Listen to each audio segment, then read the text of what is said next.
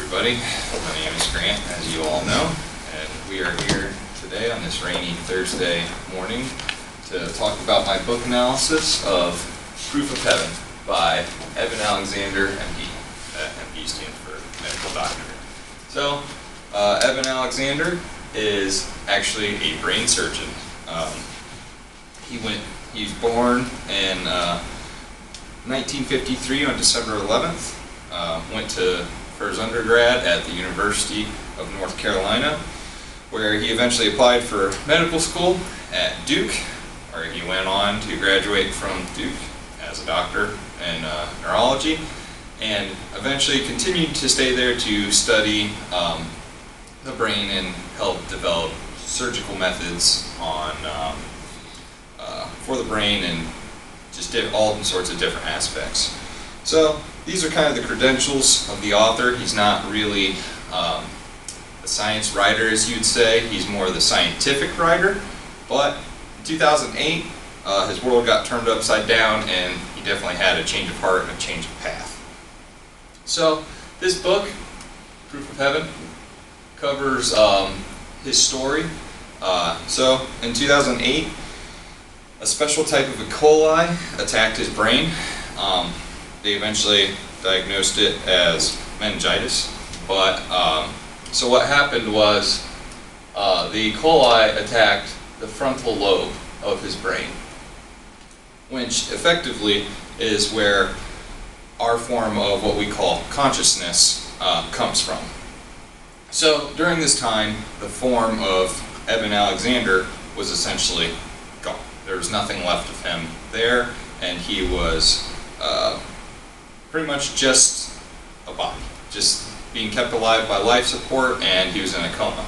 So in his book, he goes through and he touches on, well, I shouldn't have experienced anything because essentially I was brain dead. He goes through in a chapter in the book and talks about what is considered dead, because in today's medical or in today's hospitals, doctors can actually stop the heart to perform heart surgery. So death is not necessarily the heart stopping, but the brain being inactive.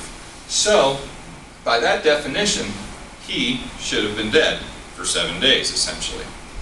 And he was dead for 7 days by his definition in 2008. So, but that's the overarching story, but we're going to get into how he wrote it and why we should care. So, he writes in sections throughout his entire book. He does it in 3 ways. He does story, science, and his experience. And sometimes he jumbles those up, but the overarching theme is always in that pattern throughout the book.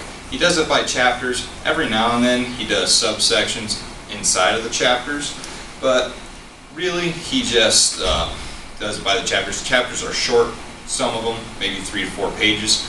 Others are longer, but I mean, there's 35 chapters in the book, so really he finds it easier to just cut it up into sections like that. I think he does that because really this is his first take on science writing, as we call it. His entire life, his 30 years of medical experience, all he did was science writing. And I think us engineers in this class can relate a little bit to that, and I kind of understand his challenges with that. But really, you can tell he definitely has some good editors with him and some good people helping him, because he does a really, really, really good job of bringing it down to our level, because some of the neurology and the science that he uses, he has to really bring it down a long, long way for someone like me to understand it, because I frankly have no idea what's going on up here. I just know how to use it. So he does a great job with that, and some of the phrases that he uses really spoke out to me in the way, in the context that he uses. So, some memorable lines that I had from him.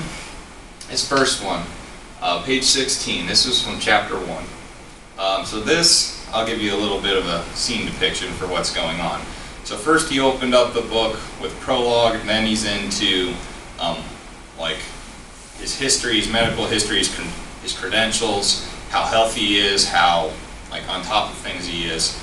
And then it gets into some of the problems. He starts telling the story of what the beginning stages of his meningitis or E. coli attack on his brain. So really early in the morning, wakes up with a serious migraines, just trying to sleep it off. He doesn't think anything of it because he's always super healthy. He didn't think of anything was wrong with him.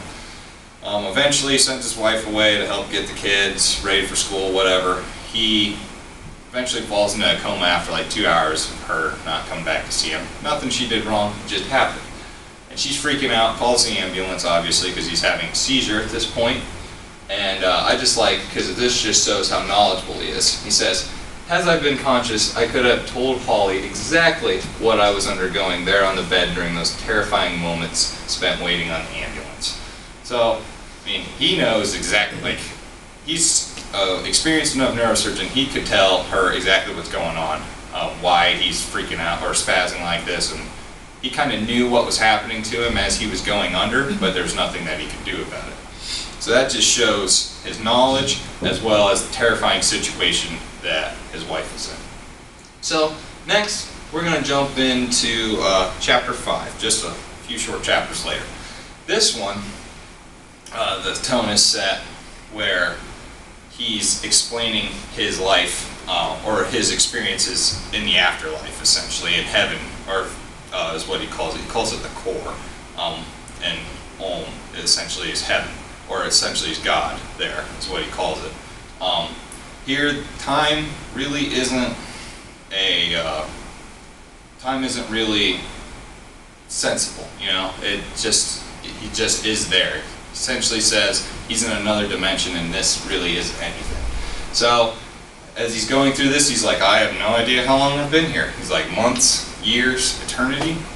Who knows? I didn't know. He didn't even remember himself. He didn't even know he was Evan Alexander, let alone the time that he was there. So the next one that really stuck out to me, chapter 17. This one's from Michael Sullivan. This is the first one that I really love that Evan didn't say himself. This is a prayer they prayed over him in the hospital. This is actually, he could sense in his afterlife experience the time it started, like he could almost start feel himself stepping away out of heaven almost and start coming back to earth. So he says, Lord, bring Evan back to us. I know it's in your power. That's Michael Sullivan. It would be Evan's pastor. He prayed this in the ICU room with many of his family members around and the nurses around.